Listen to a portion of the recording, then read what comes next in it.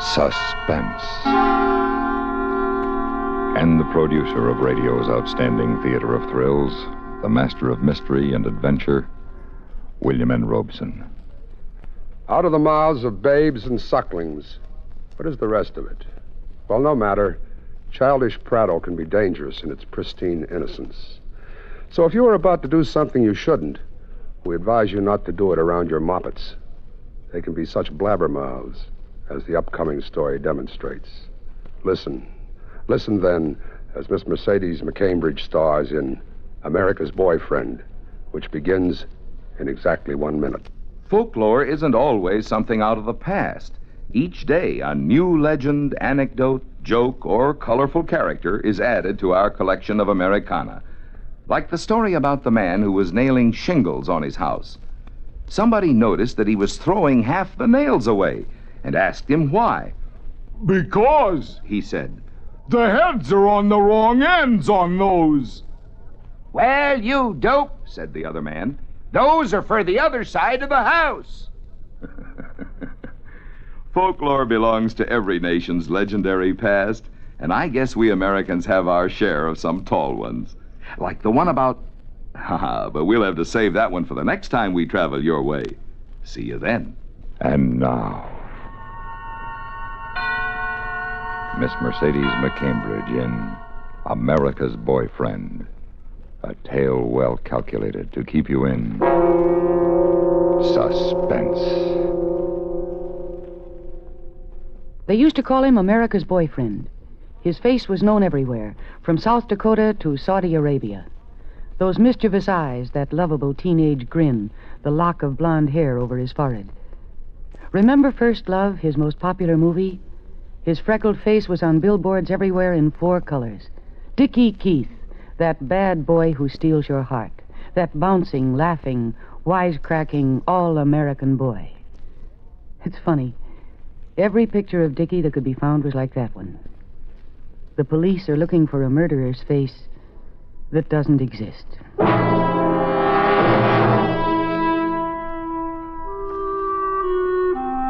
When he came into the kitchen that morning, I didn't know whether to laugh or feel sorry for him. I was too busy to do either. I had to fix breakfast, get the kids washed and dressed and fed, and be at work by 9. Between putting the coffee on the perk and getting the bobby pins out of my hair, I kept glancing at his calypso pants and monogrammed T-shirt and the tennis racket under his arm.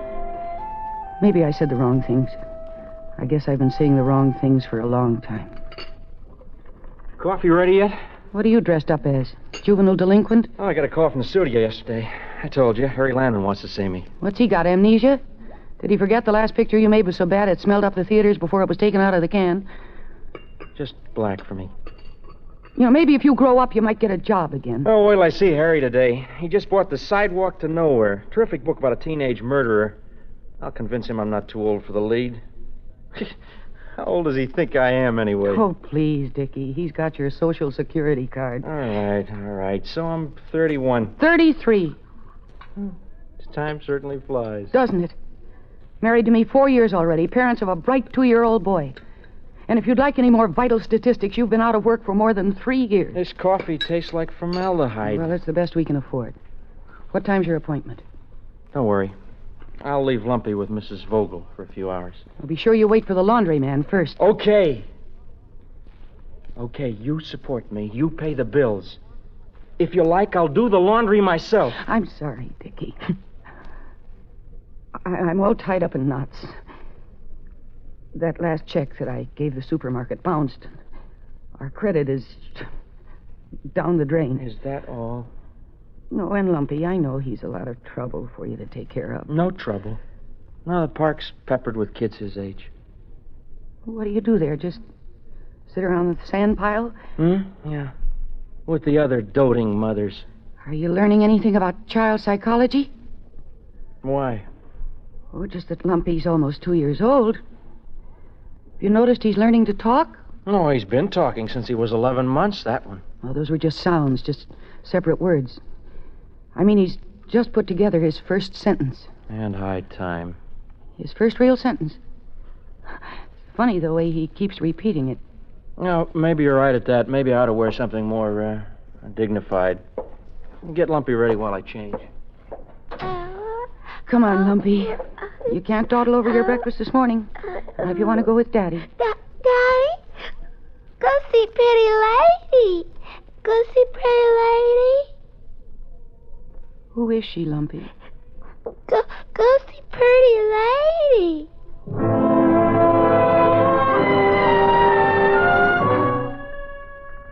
The first time he said it was a week ago. It hit me right between the eyes.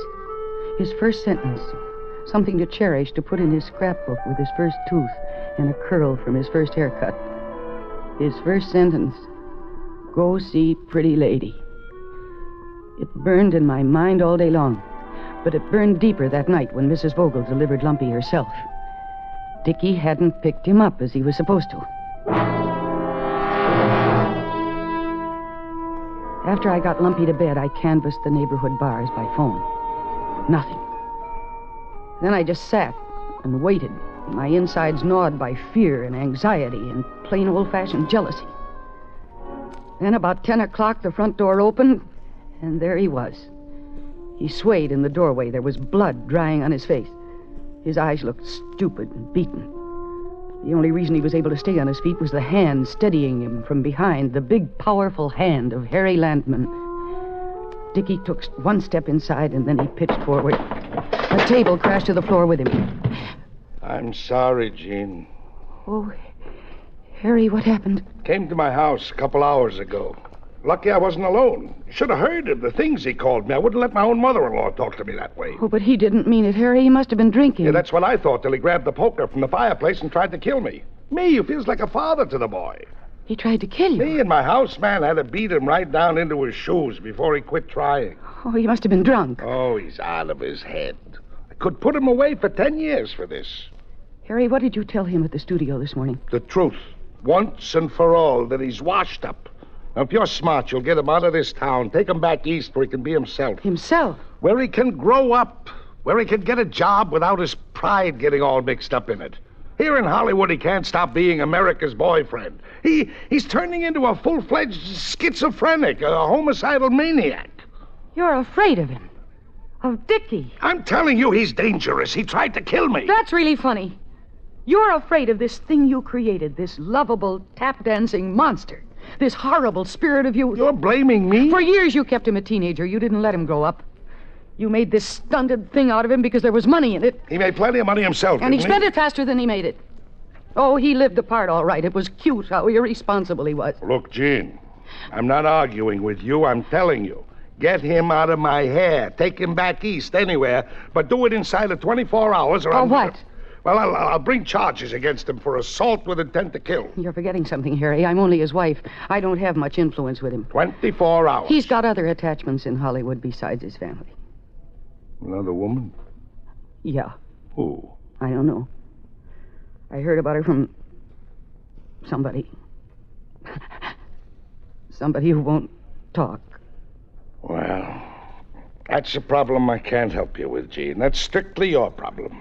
Just remember, 24 hours or I'll charge him with attempted murder.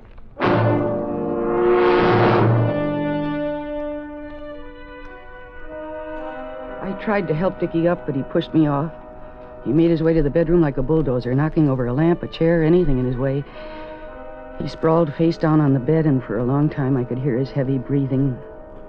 I don't know what time it was when I fell asleep on the sofa, but in the morning, a little before 7, I looked in. He was gone. I left Lumpy with Mrs. Vogel, but I didn't go to work.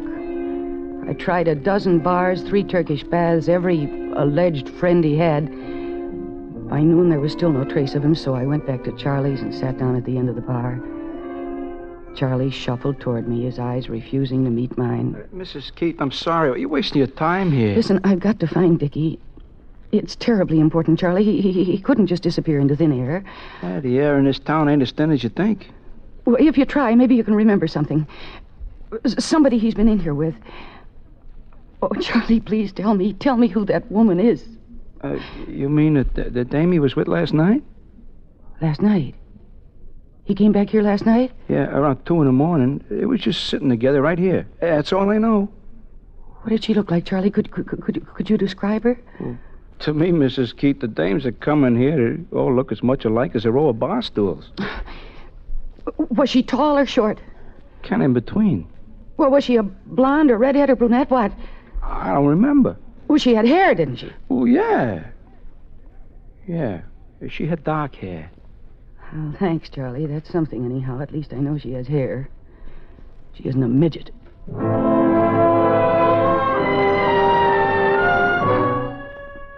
At 5 o'clock, I gave up. There was only one thing to do, see Harry Landman and explain that Dickie disappeared and that there was really nothing to worry about. Harry lived up above the strip.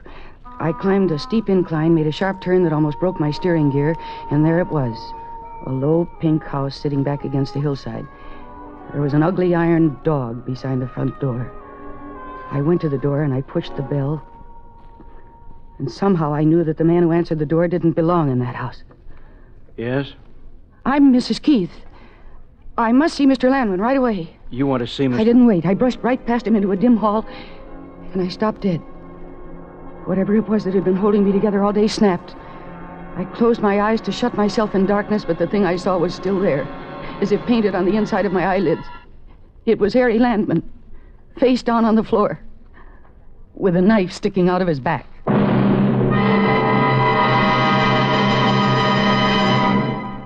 In just a moment, we continue with Suspense. Do you know the Social Security benefits to which you will be entitled when you separate from the service and take a civilian job? Here's a tip from Social Security. 1940, an important year in the security of American families. It was in 1940 that the first Social Security checks began to find their way into the mailboxes of the nation. That was the year that retired people and their families, and the families of working people who had died, began to get payments from the government insurance program to partly take the place of earnings that were no longer coming into their homes. Social Security has done much through the years to relieve the grinding worry of old people, to keep widows and their children together, living as families beneath the family roof. Just recently, within the last 5 years, Social Security has helped to relieve the financial plight of the disabled. Find out about Social Security, what you can expect from it for your security and the security of your loved ones. Write to Social Security, Department 15, Hollywood 28, California, and ask how it will work in your case. They'll be glad to give you the information and to send you a free booklet, a booklet that tells the Social Security story. And now, we continue with the second act of America's Boyfriend, starring Miss Mercedes McCambridge. A tale well calculated to keep you in suspense.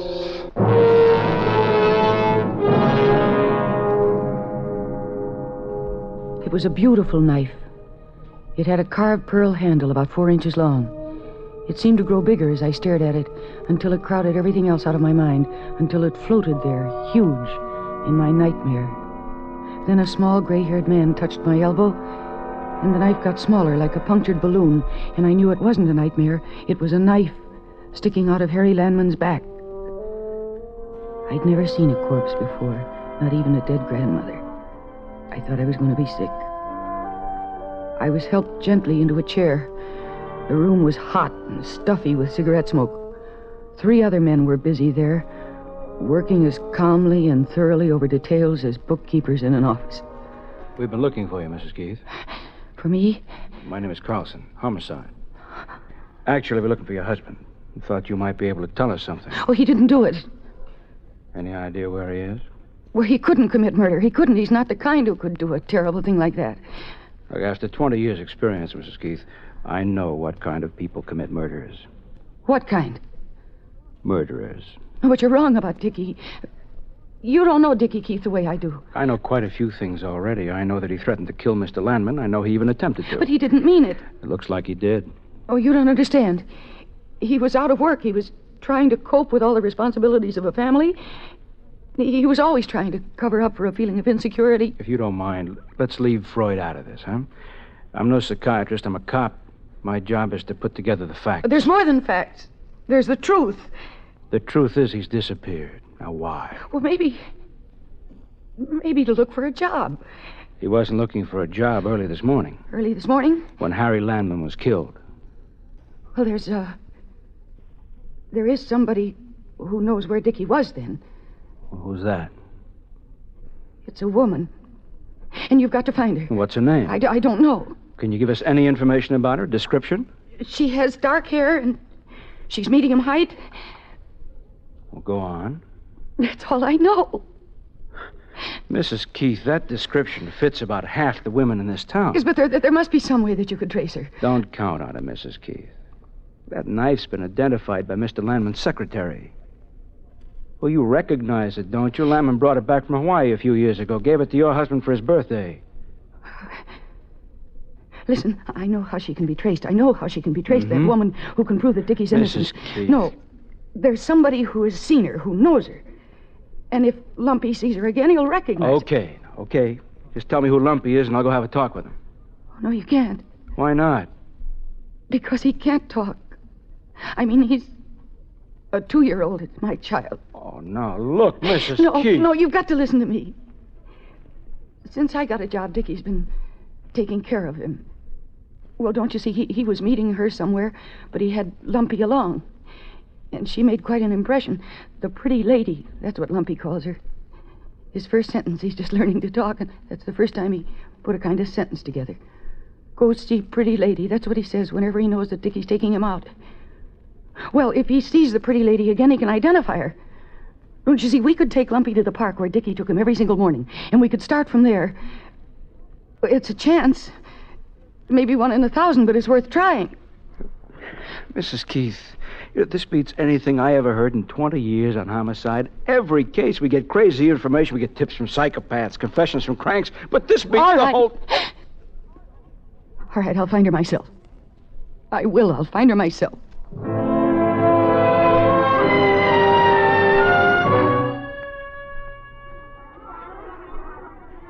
Know where we're going, Lumpy?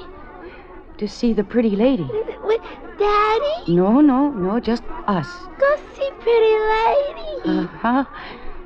Now, which way, Lumpy?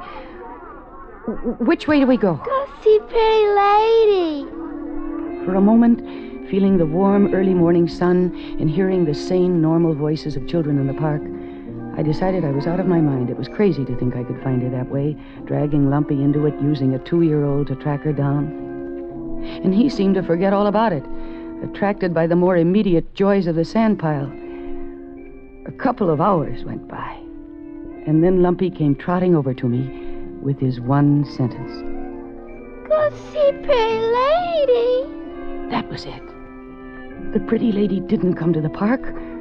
Lumpy and his father visited her. But where? Maybe in the neighborhood. It was worth a try. Anything was worth a try.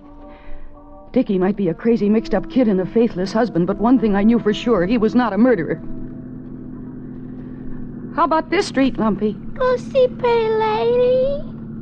On this street, Lumpy? This the street where pretty lady lives? I turned up cross streets, I circled blocks, I drove on until Lumpy began to get restless and lose interest. How about this street, Lumpy? Darling, when we get to the pretty lady, do you know what we're going to have? Chocolate ice cream and marshmallow cookies and toys? Hey, lady! Where? I slammed my foot down on the brake. The way Lumpy bounced off the seat, the way his eyes got wide with expectation, I knew that I was in luck. He pulled me like a puppy on a leash. He pointed to a house across the street, an old house. The downstairs was used as an interior decorator's studio. Pretty lady! We were just getting out of the car when I swung Lumpy around and slammed the door. The woman coming out of the house was a pretty lady, all right. It's a very pretty lady, of medium height, with dark hair. As soon as I left Lumpy with Mrs. Vogel, I hurried back. The sign downstairs read, Maurice Byrne, Fine Interiors. I went in. A tall man with a blunt nose came toward me. The deep, regular waves in his yellow hair must have taken plenty of time and attention. And he had an off-balance smile like a man with something stuck in his teeth. Good afternoon. I'm looking for the woman who lives upstairs. I don't remember her name. Upstairs? Yes. There are 3 apartments upstairs.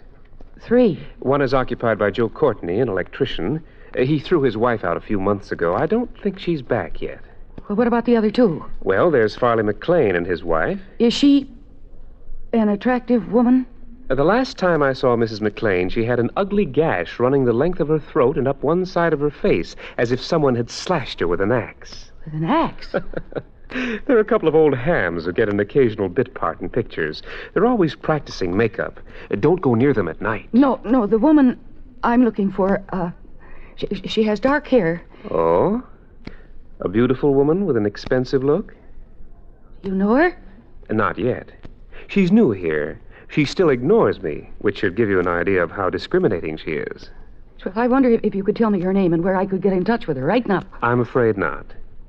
How do I know you're not serving a summons or maybe a bill collector? Oh, no, it's nothing like that. This is something very personal, but it's terribly important. Really, I must find her for her own good, as well as for somebody else's, somebody that she can help. And if I don't find her, the police will. Her name is Alice Evans. She's a model at Maison Chic, the exclusive dressmaker.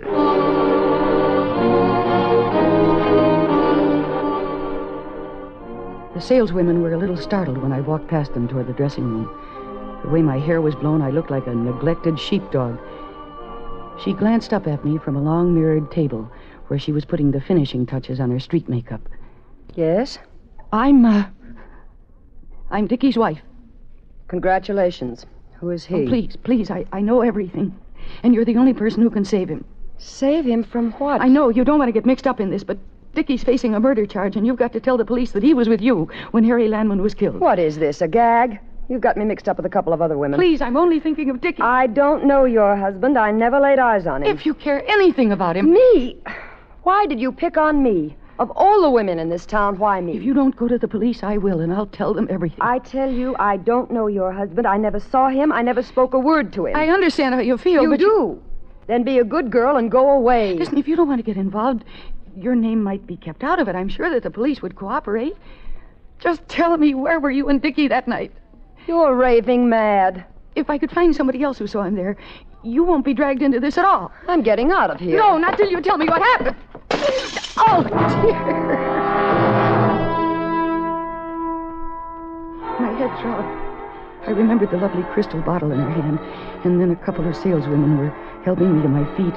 I was reeking of cologne and spattered with broken glass, and Alice Evans was gone. She was obviously panic-struck, and I had to press this advantage, so I hurried back to her house. The hall was dark, and I struck a match to look at the names on the mailboxes, and then I felt the gun in my back. Why don't you leave me alone? You were with Dickie that night, and you can help him. I don't know your husband, but you know plenty about me, don't you? You know enough to come looking for me here. Well, where else would I look? You live here. I live in a pink house in the hills with an iron dog at the front door. But that's Harry Landman's. You! The door seemed closer, as if it moved. The door from the hall to Maurice Byrne, Fine Interiors. It was crazy and desperate and clumsy the way I knocked the gun aside and got through the door. Hurry! Oh, hurry, get the police. She killed him. Don't be silly, Mrs. Keith. She's the first one the police checked and double-checked. They know she was in Las Vegas that night. Lock the door, Alice. You said there was nothing to worry about. There isn't. Why did she come here looking for me? I'm not sure. I can't figure out what she knows. You said there wouldn't be any suspicion. You had a made-to-order fall guy, a perfect dupe. Fall guy? Dickie? You're a clever woman, Mrs. Keith. I don't know how you managed to trace Alice here, but it was clever. In a suicidal way. I've seen you somewhere long ago. Of course. In one of Dickie's early pictures. He came walking by here with Lumpy a few months ago. First time I saw him in years. And I know why he kept coming back. He was lonely. He needed somebody sympathetic to talk to. About how he hated Landman. How Landman had given him a dirty deal. And one day he brought in that beautiful pearl-handled knife. Here. Wanted to know if it was worth $50, if I could use it in some decorating scheme. Then you killed Landman. It was you. $50. Such ingratitude. A knife that Harry Landman gave him as a birthday present. Do you know how much that knife was worth to Alice and me? 200 grand. Left by her late, unlamented husband. And who would believe Dickie? Of course, it wasn't as decorative as, say, this silver candlestick. Oh, no. I'm sorry you traced her here. No. Sometimes the less people know, the smarter they are. No!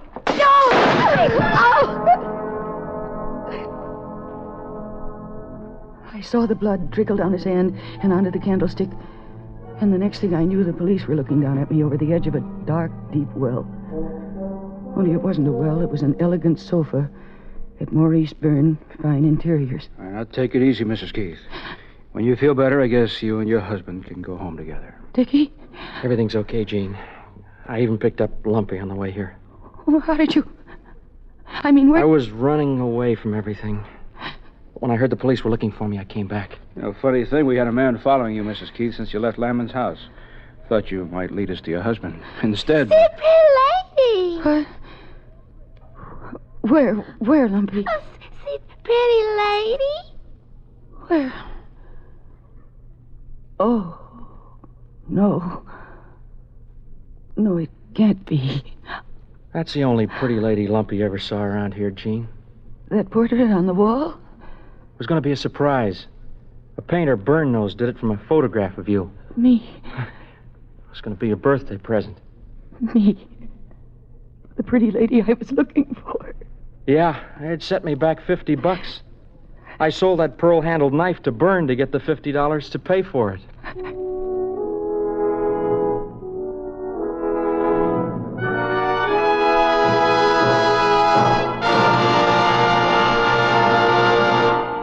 Suspense,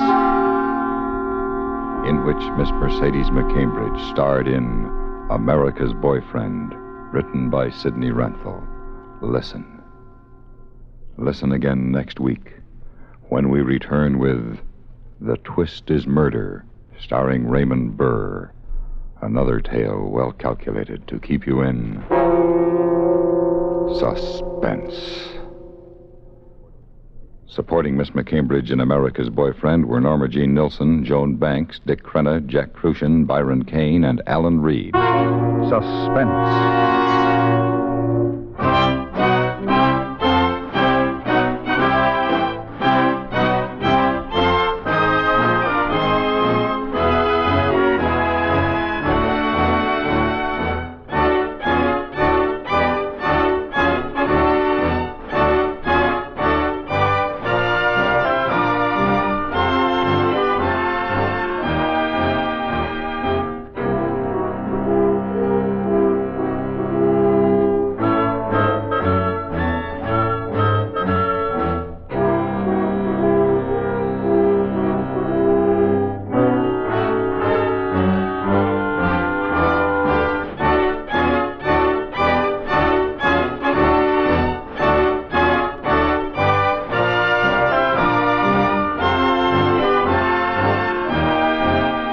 Suspense has been brought to you through the worldwide facilities of the United States Armed Forces Radio and Television Service.